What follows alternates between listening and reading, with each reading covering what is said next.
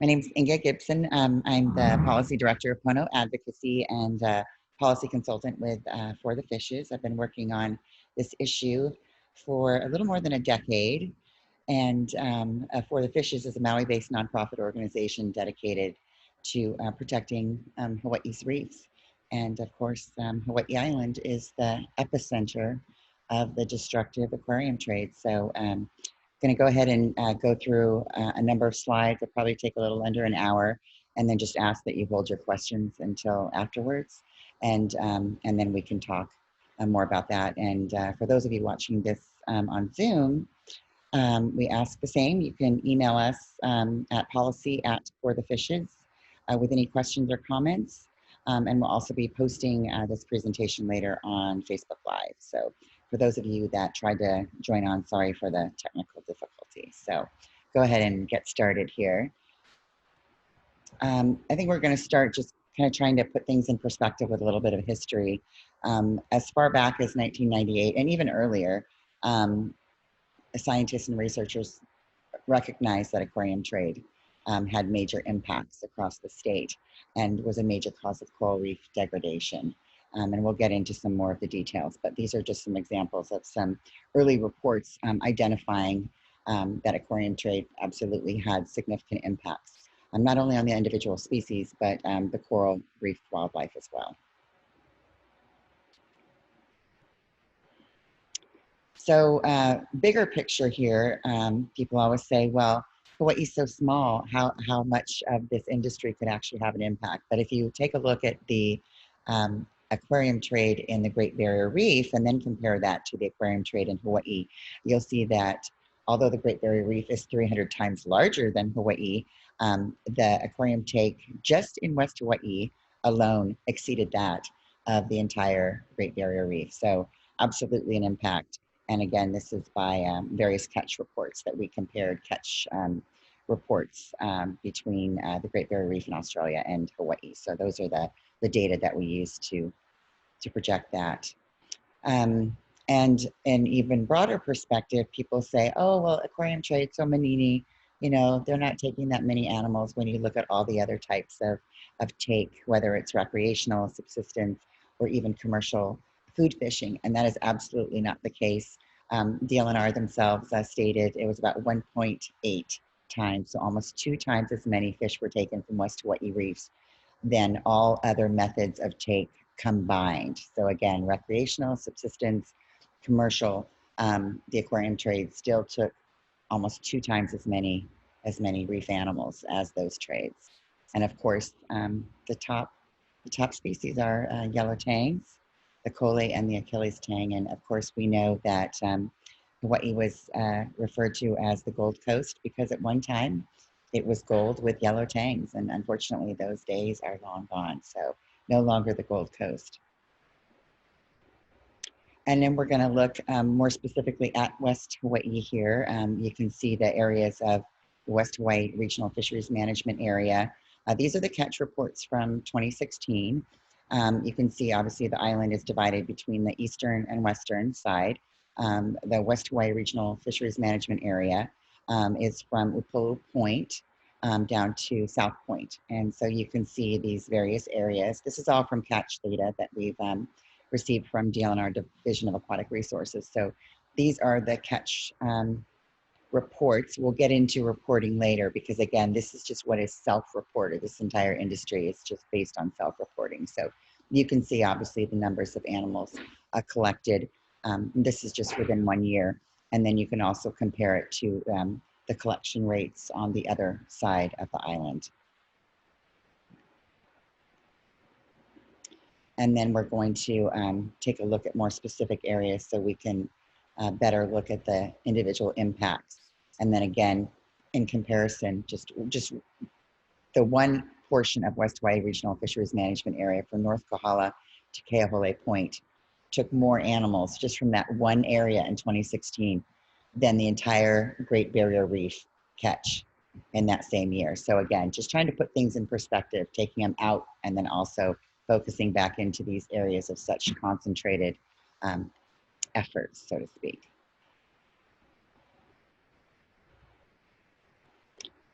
And here from Division of Aquatic Resources own data. This was a 2013 briefing document that the department shared regarding South Kohala Reefs being in dire straits.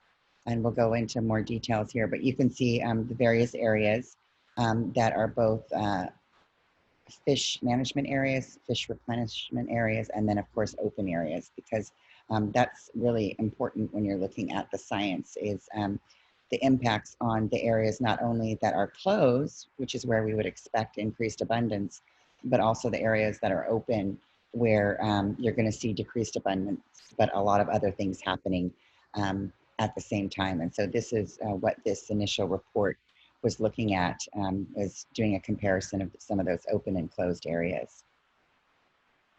And we'll delve into this again in the next couple of slides, but you can see just looking at Puako and Paoa, you can see there was a comparison, basically the percent of cover on the bottom, which would be the coral cover, and then also the algae, because we all know that the majority of the animals that are collected for the trade, especially the top three I mentioned, they're all surgeon fishes, and they're herbivores. And so of course, they are important in the larger ecological system of keeping down algae, especially in the face of climate change, that we'll also get into a little bit later. But you can see this is a comparison of data from 1979 to 81, so those 3 years, and then a comparison to 2007, 2008. So you can see basically that the coral cover has declined, or had declined at that time, and the herbivores in the opposite slide have also declined, but also that the algae levels have increased.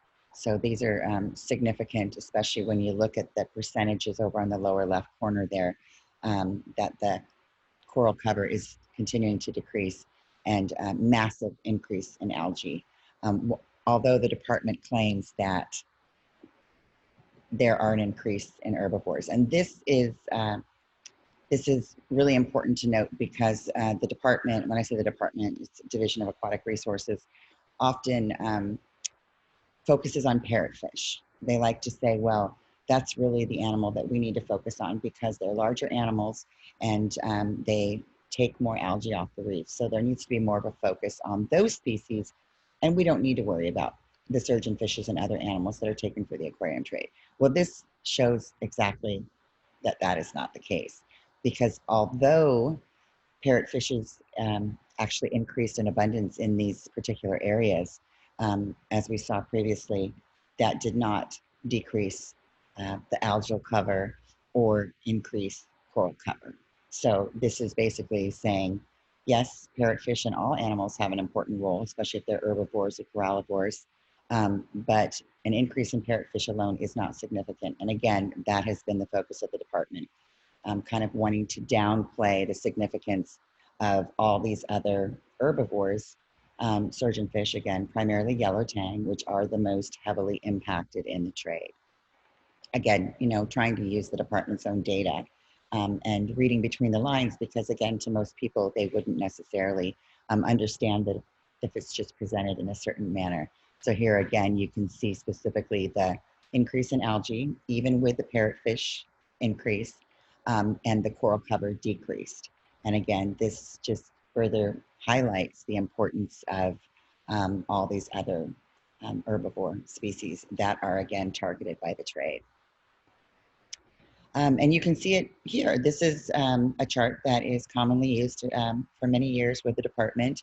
And this is basically comparing the density, the abundance of yellow tangs. And this is, again, is specific to West Hawaii and specific to yellow tangs.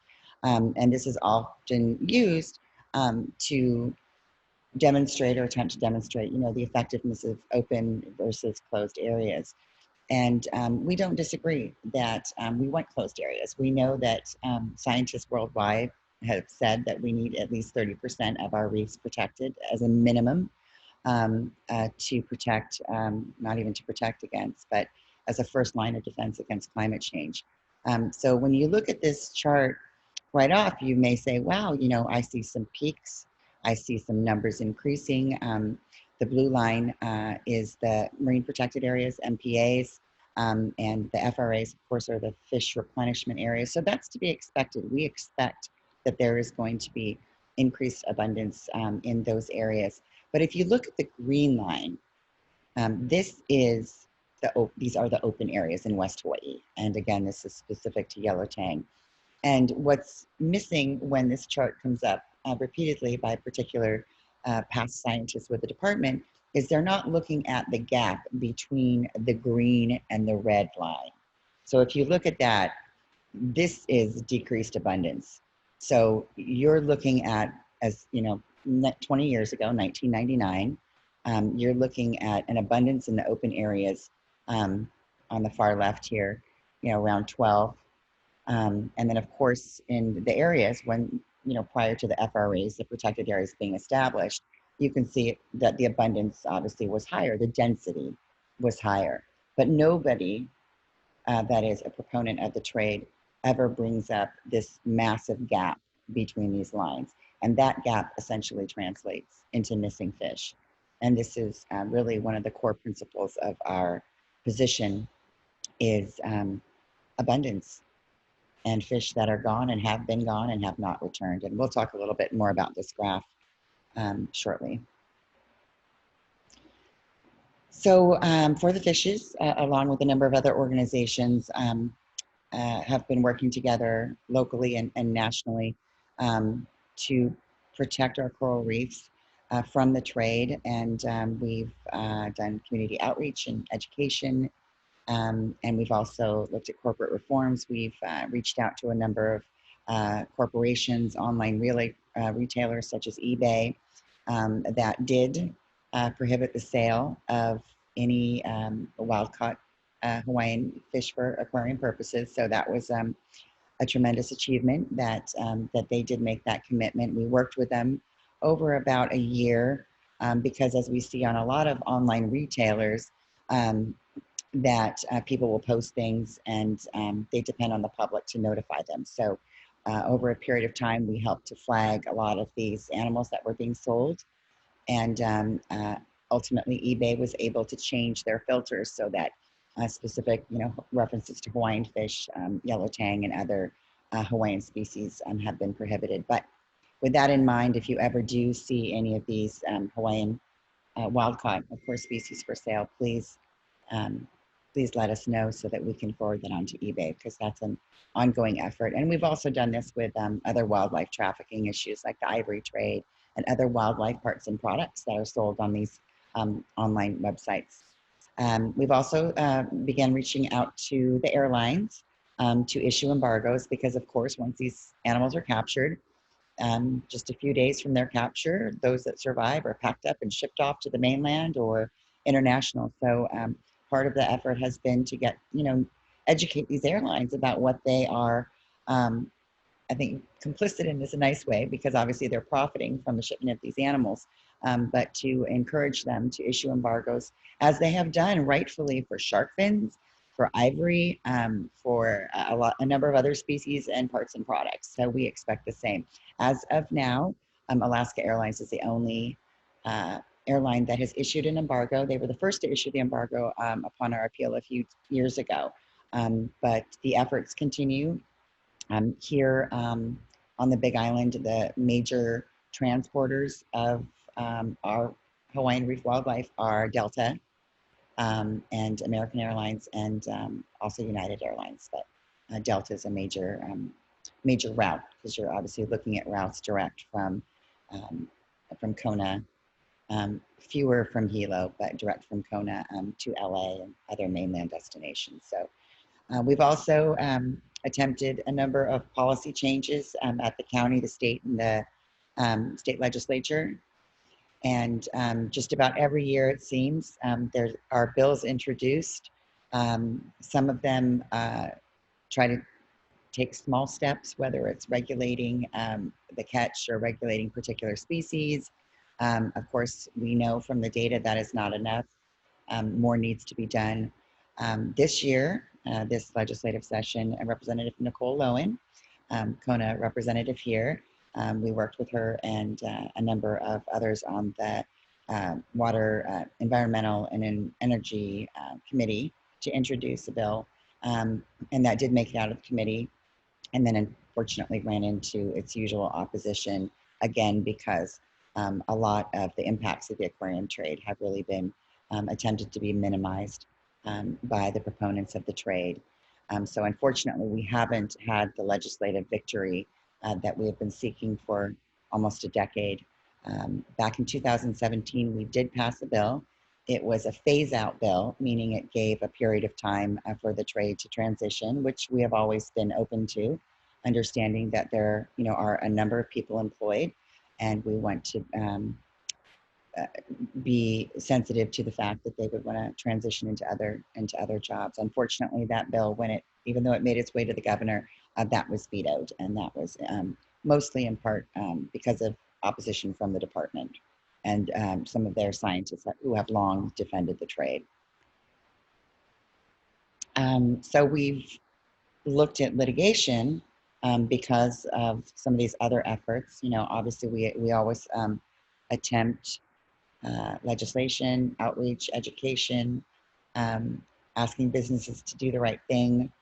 But if all else fails, we we're forced to look at litigation. So we have worked with Earth Justice has represented the fish in a number of suits, and basically we realized that this destructive trade, unlike all other projects and programs that the state administers every year, was never subject to any kind of environmental review.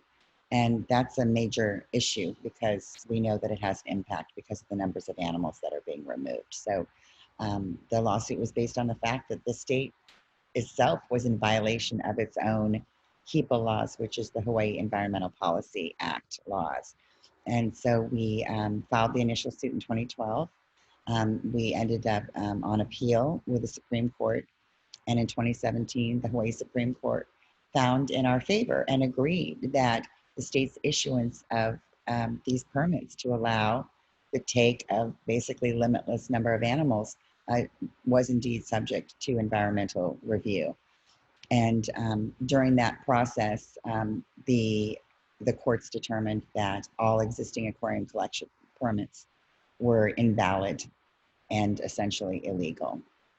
And the court basically said that until the environmental assessment has been conducted and accepted, there's to be no aquarium collection taking place.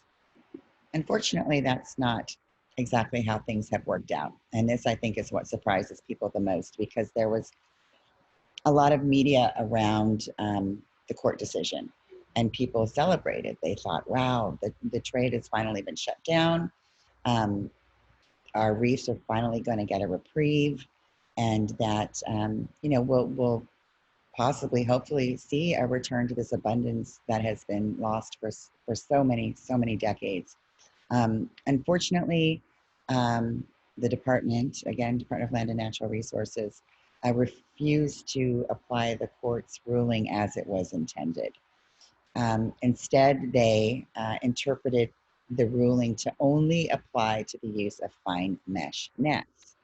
So fine mesh nets are, as you can see from the photograph, are nets that are less than 2 inches eye circumference, of the nets. The reality is that 99% of collection prior to the court ruling occurred with the use of these fine mesh nets. So we said, okay, well, if you can't use fine mesh nets and 99% of collection occurred using these nets prior to the court ruling, okay, there may still be a little collection, but there could no way be anywhere near the collection rates that we had seen prior to the ruling. So we said, we're going to see, what the catch reports basically show, whether or not with this interpretation, which we had disagreed with, of course, from the get-go, would have an impact or not. It took about 4 additional months. The Supreme Court ruled in September. The Circuit Court further defined the ruling in October. It wasn't until January, so 4 months later, at our urging, that the state finally said, okay, this ruling has to apply to West Hawaii because the collection was continuing in West Hawaii. However, in West Hawaii, in addition to the state issued aquarium permit, they also, in order to get a West Hawaii permit, they had to have a state permit. And because the courts had invalidated those permits, it was a de facto further prohibition on collection in West Hawaii. And so finally in January 2018, the department had to basically concede that it did indeed apply to West Hawaii. And so for the first time in 40 years, West Hawaii again was, we were so pleased that, finally we were going to see the return, we hope, or some return to the health and these species, except for poaching, of course, which always is a big issue. Unfortunately, well, we'll say the good news first. You can see here from the same chart that I showed you earlier. Before we were looking at the loss of abundance between the green and the red lines. But if you look at the last 2 years, 27 and 2018, you can see an incredible increase. And this is completely because of the closure of the aquarium trade. So for all those charts that I showed you earlier where the department and others tried to defend the trade saying it didn't have any impact, you can really see the increase in the green line there, 2017, 2018. So those are the years where West Hawaii has been closed to the aquarium trade. And again, when I say closed, that doesn't include poaching that we know is going on. But you can see the incredible increase there in abundance. Again, this is yellow tang specific to West Hawaii. And you can see that it's independent of the the closed areas above. So we can't say that it was an anomaly. We can't say it wasn't related to the trade, which is what some would claim is that, oh, well, the increase wasn't because of the closure of the trade. The increase was because of some other anomaly with a fish bloom or whatnot. That is absolutely not the case, because if it were, you would see the same increases happening in the red and blue lines in those closed areas. So we know that the closure of the trade has an absolute impact, and we can see some rebound, a significant rebound, just in the last 2 years since the trade has been closed, so to speak. Unfortunately, as I mentioned, it does continue. We know, and if you've followed the news or read the paper since February, even earlier, there have been a number of cases of poaching. There were 3 individuals that were charged. Kauai High, which is of course part of the West Hawaii area that was closed, and they were operating with a number of not only the prohibited nets that we talked about earlier in a prohibited area, and we'll get into some of the species, but basically a laundry list of offenses. So unfortunately, we know that poaching continues despite the closure of this area. And so we said, let's look at the statewide catch. Let's really see, because remember earlier we said, okay, this is great news. The numbers are increasing, but let's not celebrate just yet. And so unfortunately, when we finally did get the statewide reports, we realized that even with the Supreme Court ruling, even with the closure, more than 500,000 animals were still taken, since the trade was supposed to have been essentially shut down. And this is important to note, because every time I quote these numbers, they're from catch data, they're from catch records, and this is all self-reported. Earlier, DLNR stated themselves that reporting, that catch data, self-reporting data, could be 2 to 5 times underreported. And so while they've made some efforts through various administrative procedures to try to ease with reporting, allowing online reporting and other, even if we were conservative and said, okay, now it's only twice as many animals instead of up to 5 times as many animals, I mean, that would still put us over 1 million animals collected when the state is supposed to be, under a complete ban until environmental assessment has been accepted. So we're back in court because unfortunately that is where we have to end up when the state fails to essentially enforce the ruling of the court. And so we just recently we're back in court, and this basically is challenging DLNR's position. We are claiming, we are basically clearly stating that when the court ruled to shut down the aquarium trade and invalidated these permits, it wasn't dependent on the size of the net.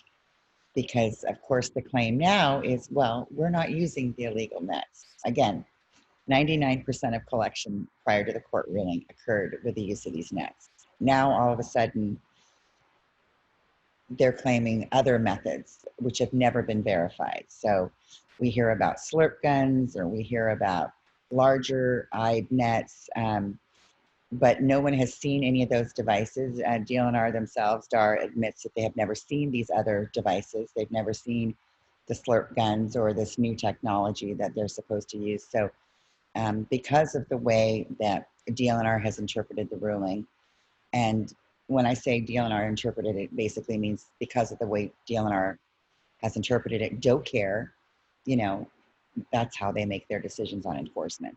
And so because the department chose to interpret this ruling as only applying to the size of the net, which is prohibited, basically DoCare's hands are tied unless you catch these individuals in the act, underwater, with a prohibited net in hand, which is nearly impossible. I mean, if you can imagine, these folks are operating on boats out on the water, away from the public eye, and how difficult it is to be on the water to see what activity is going on, let alone underwater. So it was pretty outrageous, basically, that the state had taken this position. And then again, once we saw these catch reports and realized that the collection was occurring as if the court never ruled, that's when we realized that we needed to go back to court. So the case was heard June 24th, so just a little over a month ago, and we're waiting on the decision from the courts. And of course, we're hoping that the courts agree with our position and realize that, how could we how could we shut down a trade but still allow it to continue using other methods, especially when the rates are as high. So any day we could hear the word, and we're hoping that the court sides with us. The opponents of regulation, or the proponents of the trade, are represented by a mainland Virginia-based pet industry, because this is really a pet industry. Some folks refer to this as fishing. This is obviously nothing. There's nothing culturally sensitive about this practice. This isn't subsistence fishing. This isn't commercial food fishing. I mean, these animals are taken for a pet trade, and they're basically, sold off to the highest bidder and treated, and mortality rates that would never be accepted for any other animal in the pet trade. So, but it's important to remember. And again, that's why those in the pet trade are their representatives. So they're represented by PJAC. It's a Pet Industry Joint Advisory Council. They have, they're the ones that represent the pet stores and the puppy mills and anyone that basically profits off animals. And they have never had any kind of stake or relationship with Hawaii until we started working on these efforts. And you can see this is from their own ad that they put out. They're basically saying, how dare anyone, mess with our hobby, mess with our industry. These are our animals. These are our profits. And so it's pretty outrageous, and it's absolutely offensive, to say the least, to the Native Hawaiian community, who really value these animals and our reefs. But this is basically the position that they're taking, is that these are our animals and that we have a right to these animals. Back to the environmental HEPA compliance, the court ordered that the state did need to comply with HEPA, or that the collectors, of course, represented by PJAC, needed to comply with HEPA before they could be considered to start collecting again via the issuance of permits. So PJAC, on behalf of the collectors, submitted an environmental assessment that was rejected by DLNR themselves. DLNR recognized that they did not provide the necessary data or information, and there was, a lot of public input, close to 1,000 public comments received. 95% of those opposing the trade and opposing the environmental assessment. What we found in almost all the comment opportunities, whether it's on the environmental assessment or it's on state legislation or county council efforts, the only proponents of the trade are those that have a financial interest in the trade itself. So you don't see, average everyday people that support this trade. It's basically those that are directly involved or those who are profiting from it. The vast majority of residents and visitors, those who are aware of it, absolutely oppose the trade. And the most recent submittal of the EIS was to represent 14 fishers, as they were 14 collectors in West Hawaii, but that was subsequently lowered to 10 because, we don't know for sure, but likely because a number of those individuals were those who were recently charged with poaching activity. So, but they don't release any of the information as to the names of these individuals, which of course would be in the public interest because these individuals are asking for exclusive access to resources that no one else would have. So it's pretty outrageous that they're able to represent individuals without ever having to disclose the identity of these individuals. Any other, think about any other project, a building that's being constructed or someone's asking for, to do a special easement on their property. You're going to know the name of the individual. You're going to know their business name. You're going to, have the most basic data on them, what they have to, stand to gain, what their history is. Have these individuals committed prior offenses? Have they lost their commercial marine licenses? What other? None of that information has ever been disclosed to us. We've had to get that through other methods or basically through reading between the lines. And so this is kind of what I just covered, that they went ahead and attempted to submit the final environmental impact statement. They lowered it to the 10 collectors. Unfortunately, the Board of Land and Natural Resources, which is the board of the Department of Land and Natural Resources, the chair of DLNR sits on the BLNR, but it is comprised of representatives of the state, of the communities. And they rejected the environmental impact statement, rightfully, because it did not provide the data necessary to support the trade. And if anyone's interested, I can always provide a copy of that. We won't get into all the reasons, but we were pleased that the board and the department finally appeared to be doing their job and really taking a look at the cumulative impacts of this destructive industry. And a number, of the reasons were not just the lacking data and scientific evidence to support the trade, but also because a lot of the concerns and comments from the Native Hawaiian community and many others were completely ignored. They were not responded to adequately. They have appealed that decision, a PJAC, and we are kind of in a standstill on that right now. They appealed to the Environmental Council, which is part of the Office of Environmental Quality Control, but it's an independent council. And so that is in the works right now, that the PJAC has basically is challenging the board's decision to reject the EIS. And so that, like the court case, we're waiting to hear more. And I think August 13th, so just in a few weeks, we're going to, hear the decision on that. And then, of course, there's always the option that anyone can go back to court.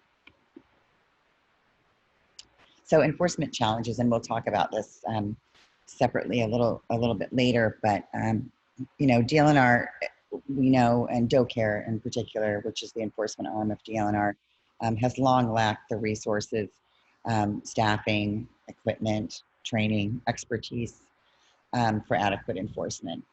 A lot of the, even prior to the court ruling, of course, a lot of these individual laws were inadequate, whether it was administrative rules or statutes, state laws. But again, if you're looking at the interpretation that the state took of the court ruling, that created even more massive loopholes, with doe care's hands basically being tied, because unless they're out on the water and they catch these individuals in the act or underwater, or there's someone right there that's able to witness these violations, it's very challenging.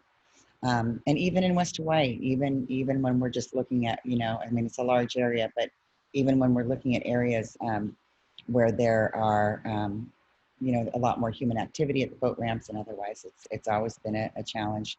The biggest challenge, as noted earlier, is the fact that the use of these illegal nets continues. But this isn't something that, you're going to see readily unless you're out on the water or underwater. And the other issue, of course, is that East Hawaii is not closed to collection as long as you're not using the fine mesh nets. So while West Hawaii, no collections to occur whatsoever, regardless of the net size or the method, there is no total prohibition on East Hawaii. So some of these poachers have basically tried to claim that, oh, well, I got these fish in East Hawaii. I got on Hilo side, or I got on Punalu'u or wherever, or they even those who have been caught launching and coming back into West Hawaii harbors have attempted to claim that, oh, well, we caught these fish elsewhere. So, but it is, I mean, these are just some of the challenges that DLNR has really brought upon themselves because of the way that they chose to interpret this ruling in their defense, their long defense of the trade. And there's a lot of other laws and administrative rules that we saw with the recent poaching cases in Kauai High. So it's not just the illegal nets or the lack of having a permit. There are a plethora of other administrative rules and laws that are also being violated. And so when you look at some of these offenses, you're looking at 10 or more offenses. Just it may be one incident, but they're all separate offenses. And of course, not to mention the numbers of animals that are being taken on a daily basis. Here you can see some of the methods that are used. They'll cast the large nets across the reef. These are the some of the tickle sticks, basically, that they'll use to try to get the animals out of the reefs. Here you can see how they set up a net barrier. These are photos from prior to the ruling, but of course, it's not as if they all bought new equipment after the ruling. These are the barrier nets that are set up, and then of course, you can see the yellow tang there being encircled, and then they're brought up, and we'll get into some of the other real invasive methods that are used to process the livestock, as the trade refers to them, or the specimens. Because we know that this poaching's continued, we did work with the department. It was back in, I believe, December of 2018, so a year and a half ago, shortly after the ruling, or a year after the ruling, because we knew that there was still poaching going on. We set up a reward tip line with the department, because of course, they essentially couldn't acknowledge that there was an illegal activity after we showed them their own catch reports exactly. So we started this reward tip line. It's 24/7 number, 808 no poach. People can call, text, send photos, videos. And the cases that you've seen in the news recently have been a result of community members calling in reports. So it's effective, and we know it works, and we continue to ask people to encourage to spread the word on that. And this is what we talked about a little bit earlier with the enforcement action in Kauai High.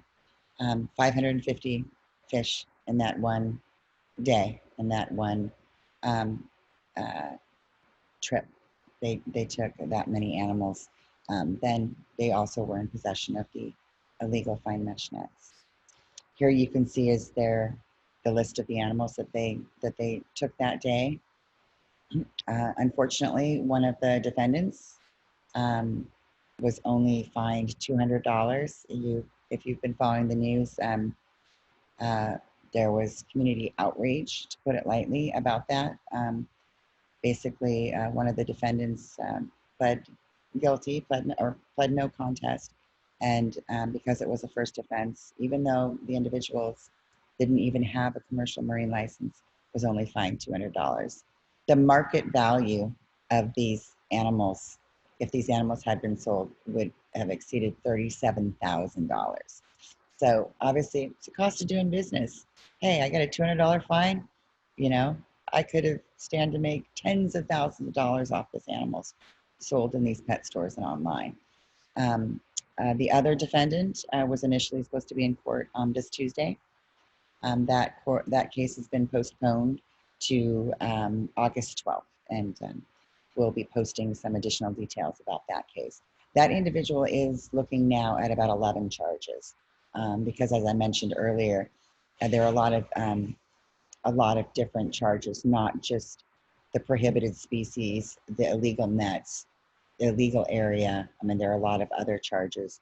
And again, you know, we're talking about hundreds of animals, and you know, he could have been looking at a charge per animal. The offenses are up to $1,000 fine and up to 30 days in jail as a petty misdemeanor. So we believe that unless there are significant penalties and significant fines, it's not serving as a deterrent, and that's what we've seen, because these individuals are back at it just as many others are. Here is the estimate of the market value of these animals. This is actually a list from DoCare. That DLNR put this together as part of the administrative board action that they're taking against these individuals, which is likely where you would see the more significant penalties. Unfortunately, you know, the courts are looking at the criminal citations. The Board of Land and Natural Resources does have an opportunity to look at more significant penalties when it comes to fines. And we have actually asked the Board of Land and Natural Resources to look at a fine per animal for each of the 3 defendants involved. And if you looked at, you know, $1,000 per fish, they could have been looking at a significant amount of fines. But this gives you an idea of the market value of these animals. And again, you know, a $200, even $1,000 fine is pretty measly. We'll talk a little bit about climate change as we discussed earlier, and when we talk about coral cover and algae growth and the importance of these herbivores, it really is an ecosystem that's all connected. I think everyone's aware that we've seen unprecedented ocean warming and increasing ocean temperatures and acidification. And that's obviously a great concern, because scientists say that it will only get worse. It will increase not only in intensity, but also in frequency. And of course, the ocean acidification, ocean temperature rise results in the coral bleaching, and also has a significant impact on all of these species that depend on the reef. So this is just, you know, basically over a number of years up to this one was just recently, July, just last week here, you can see how it's predicted to only worsen. So whether or not someone's concerned about the individual animals or an individual area, this is definitely a climate crisis, and this is something that is going to affect, you know, a lot more. And this obviously translates into humans' livelihoods and the health of our overall reefs and oceans. This is from the 4th National Climate Assessment.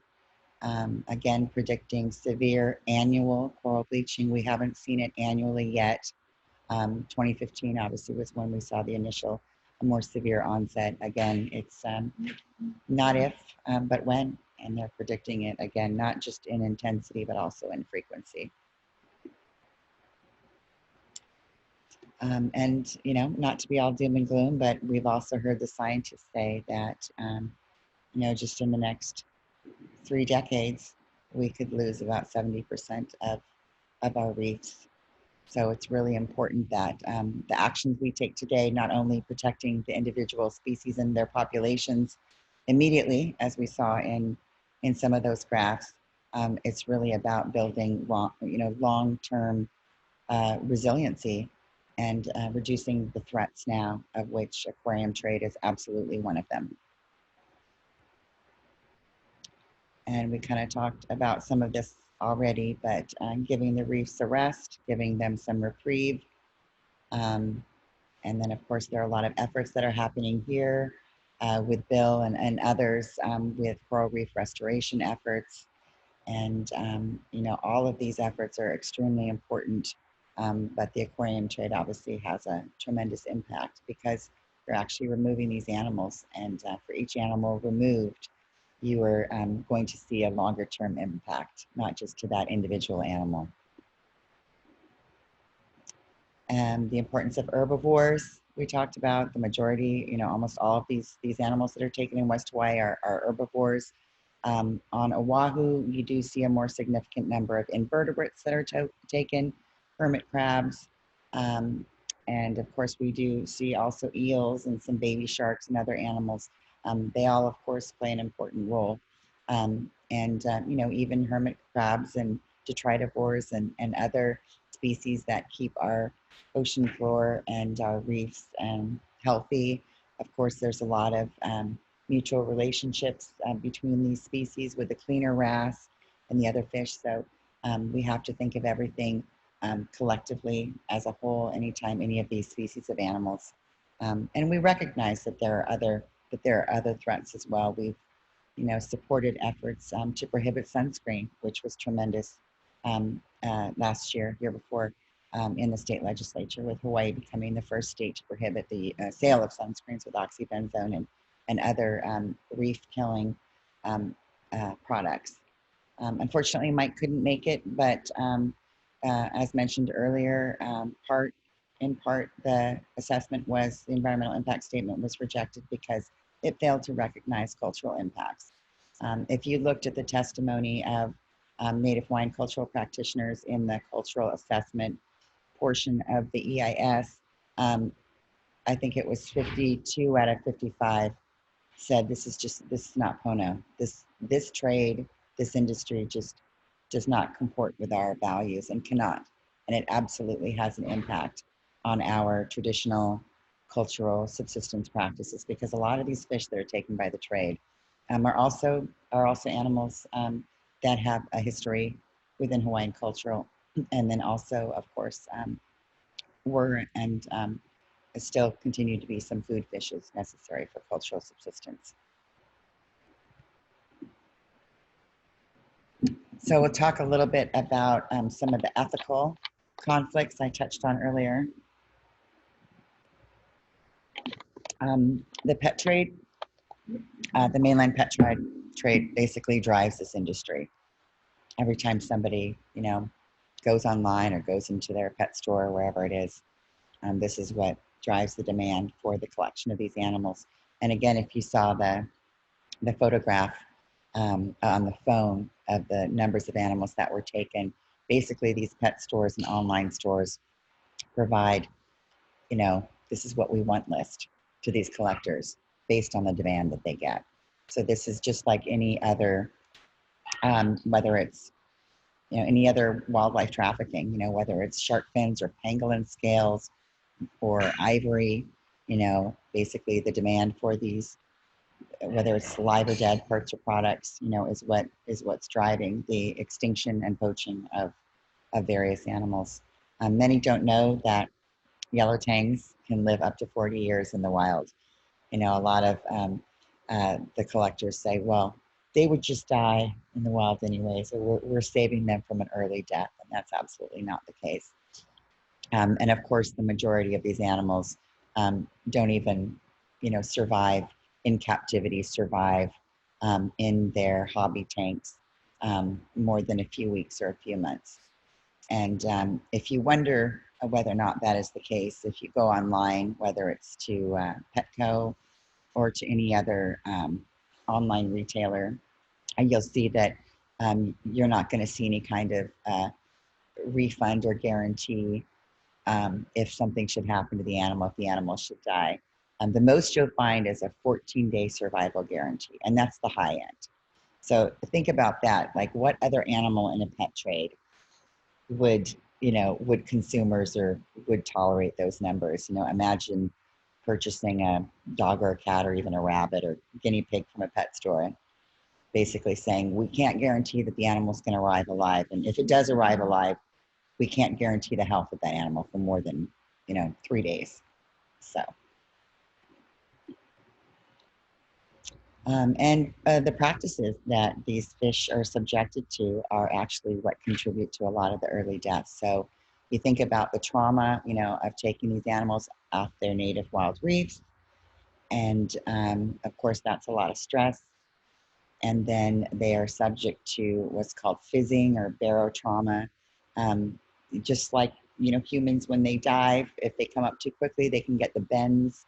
That's why you need to decompress. You need to come up slowly. Well, time is money in the industry. So, in order not to have to take the time to decompress these fish, what they do is fizz them, which is basically a hypodermic needle is taken. You can see in the photo here, and punctures their swim bladder. So this is not a vaccination to protect the fish. This is not just a pinprick. They're actually piercing their swim bladder, an organ, to deflate it so that they don't have to decompress. So of course, think about removal from the wild, the stress of the handling. Now they're being subjected to organ piercing. Oftentimes their fins and their spines are cut so they don't have to double the bags, because in shipping, weight is money. Anything that's going to contribute to the weight of a shipment is going to mean more money. So they don't have to double bag, or they don't have to worry about getting punctured by the natural spines, vertebra of these animals. They'll actually cut them. And if you look at the recent cases that are in the courts right now, as I mentioned earlier, they actually talk about doing this to those animals. They basically say that that's part of the process. So these are routine practices that most people have no idea are going on. The animals are then starved for, on average, 2 to 3 days. And this is because if they're not starved, then they're going to defecate in the water, of course, as the animals do. In order to dilute that, they would have to add more water, and more water means more money with shipping. So these are all practices that absolutely do not benefit the animal. They only benefit the profiteers and those who are engaged in this. So again, these all contribute to the early death and sometimes immediate mortality that we see.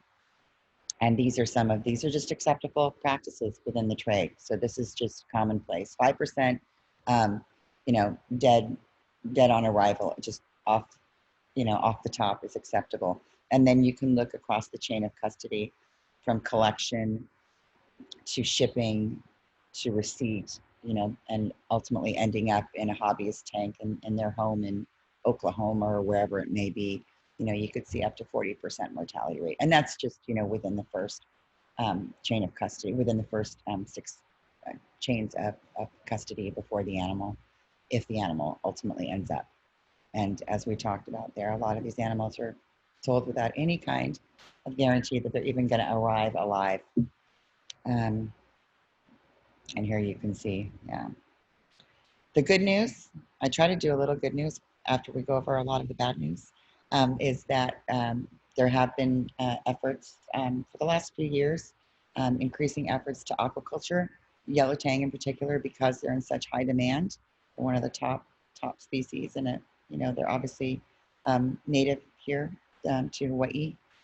So the Oceanic Institute, which is over in Waimanalo on Oahu, has been a leader along with Biota to aquaculture these tanks. I spoke with them at a conference a couple years ago, and their hope is to reach commercial capacity so that they could actually meet the demand. We were hopeful that they would be able to do that earlier, before now. But the good news is that they do continue. Obviously, there are concerns with keeping these animals, but a lot of the issues with wild caught animals could be greatly reduced if they're looking at captive bred, because you're not looking at the destruction to the habitat that we're seeing now when you're removing wild animals from the reefs. So we basically say if you must engage in this trade or in this hobby, if you do, decide to take on this hobby, absolutely only captive bred. And Tank Watch is a great app that's available that can give you information on what species are captive bred versus which are wild caught. And so that's really important. This is kind of what I mentioned earlier. We've done a lot of polls. The polls year after year have shown the overwhelming majority of Hawaii residents want to see an end to the trade. 82% said captive bred only. And so again, we're not talking about people being on the fence. The only people that continue to basically defend this trade are those that have a direct hand in it, or mainland or international interests that have their wallet in it. And otherwise, this is not something that's supported by locals, Kama'aina or Kanaka across the board. And how can you help? Obviously, there's a lot of ways.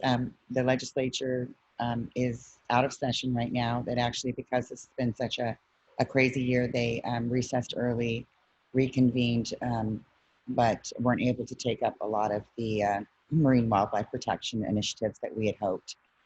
So we don't have any state legislation right now, but it is really important to develop relationships with your state and your county legislators. There are at this time, we're focused on statewide, while the majority of collection is in Hawaii and Oahu. Because this is something that's a statewide issue, we believe it's something that the state legislature should ultimately address.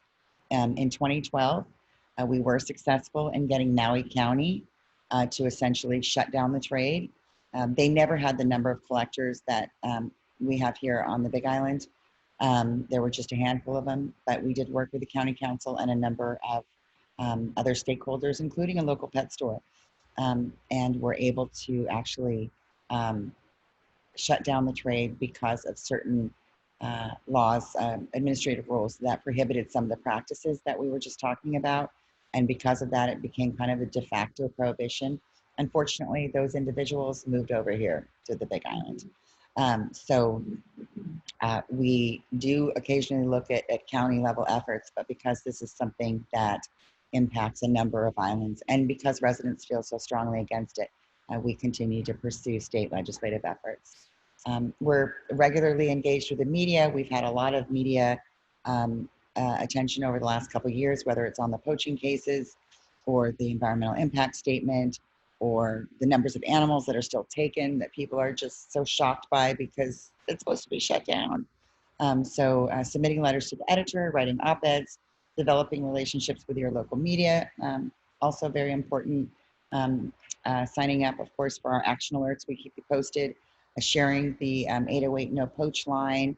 We have cards and posters and everything. Getting the word out about that. It's I didn't mention it's up to $5,000 reward for information leading to the arrest and conviction, basically, of anyone involved. We've paid out a number of rewards because we understand sometimes they don't result in immediate conviction. Sometimes these cases can be drawn out, but it's important, I think, to get the word out. So it's not just that we've got this hotline 24/7, but also up to $5,000 reward. So that can be a significant incentive, especially knowing that most people don't really like what's going on here anyway. So yeah, so as I mentioned earlier, for the fishes on Facebook, you can sign up.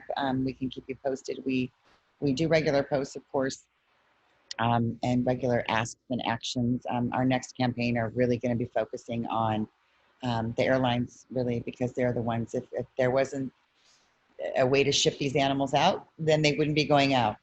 And so I think that that is really, that continues to play a really important role in this, and also state legislation. So a lot of ways to get involved, and also following up on some of these court cases where you can let your voice be heard to the community. So yeah, thank you very much.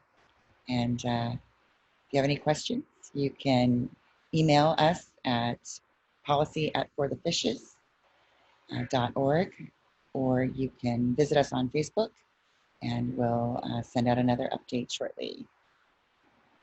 Thank you. Okay.